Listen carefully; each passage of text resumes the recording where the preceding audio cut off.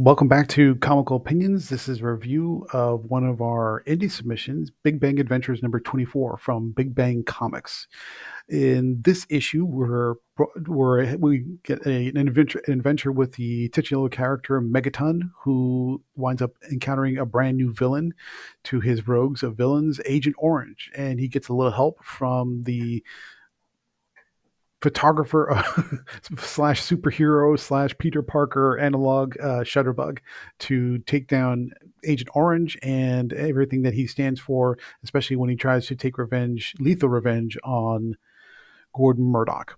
But before we get into it, please like, share, comment, subscribe. Let us know how we're doing. Your attention is very much appreciated. And let's get into it. So the story is written by Ray McKay, art by Ron C. Williams, colors by Shane Kui, and the cover is also done by Ron C. Williams. First impressions, this is a true blue Bronze Age style superhero comic from start to finish. If you're in love with that era of comics, just doesn't get any better than that. Big Bang Comics specifically focuses and relies on the and the aesthetic of the Bronze Age, both in their character designs and in their storytelling. If you like that era, which is basically through from the latter half of the 60s through the early 80s type of superhero adventure storytelling, very true, very simple, very classic, you're in great shape. So this was a fun adventure. It's an interesting villain. His motivations are understandable. The hero is interesting, but he also has to deal with some of the consequences of his actions, especially when you're in a world where you're trying to be a superhero, but you don't always get paid for it. And some of the things you have to do kind of push him into a moral gray area. And then he's also helped out by a less morally um, um, honorable character by the name of Shutterbug, who's sort of like Spider-Man, but not exactly. And Shutterbug makes no qualms about doing what he does for money and looking out for number one. So the two of them together are kind of mixing up both in the superhero realm as well as in the moral and ethics realm, and that kind of makes for interesting storytelling. So, what's the story about? At a high level, Big Bang Comics prefers that we not get too much into the details as far as spoilers or deep analysis of the synopsis, but we'll give you the high level. Megaton goes out to a carnival reluctantly because he needs to make a little cash and it's for charity. So he figures, okay, I can sort of bend the rules a little bit about being a hero for money, in this case, because it's for charity. And he's invited out to this carnival at the behest of Gordon Murdoch, who's in charge of Murdoch Industries, a company that has sometimes questionable tactics when it comes to how they do business.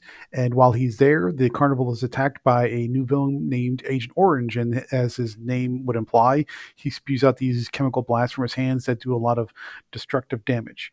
And when Megaton digs into it and gets the background on Agent Orange and finds out what's happened to him, it turns out he's one of those villains that has a tragic backstory, which gives him a motivation to try and help Agent Orange as much as stop him, but it doesn't turn out as a happily ever after for anyone involved.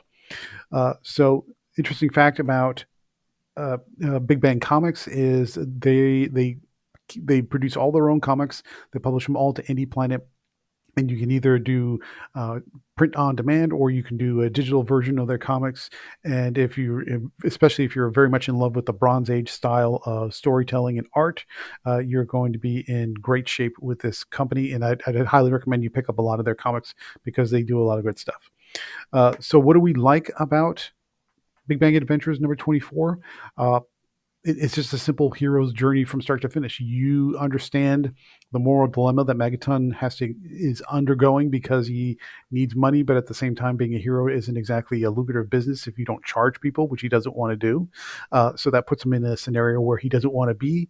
But once he finds some motivation and a reason to get involved as a hero, he plays it out to the hilt. But still, that kind of leads him to suspect that bigger, badder things are happening with Murdoch Industries.